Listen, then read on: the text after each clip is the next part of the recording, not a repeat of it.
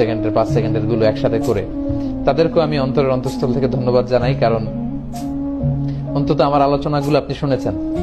আমার শত শত ঘন্টা ভিডিও না শুনলে আপনি এই 10 সেকেন্ডের 5 সেকেন্ডের ভিডিও বানাতে পারতেন না। তার মানে আমার আওয়াজ আপনার কানে পৌঁছেছে, আপনার ঘরে পৌঁছেছে। আপনি যখন ভিডিওগুলো বাজিয়ে শুনছিলেন, আপনার স্ত্রী, আপনার সন্তান, আপনার কাছের লোকেরা হয়তো শুনেছে। আলহামদুলিল্লাহ যে আমার কথাগুলো পৌঁছে গিয়েছে আপনাদের কাছে।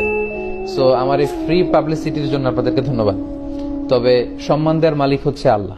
যারা এই ভিডিওগুলো বানিয়েছেন তাদের প্রতি আমার একটা ছোট্ট অনুরোধ, যে কারোর প্রতি বিদ্বেষী হয়ে এ জাতীয় কাজ যদি আমরা করে থাকি তাহলে এটা কখনোই সুফল বয়ে আনবে না। যেখানে আমাদের দেশে এত কাদা ছড়াছড়ি, ইসলাম নিয়ে এত বিভাজন, এক এক টিভি চ্যানেলে লোকজন এক এক ধরনের ফতোয়া শুনে বিভ্রান্ত হয় যে এই হুজুর বলে এইটা, ওই হুজুর বলে ওইটা, উনি এই পথে, উনি এই মতে, আমি যাব কোন পথে। সো আমরা মানুষকে আসলে মিসগাইডেড না করি।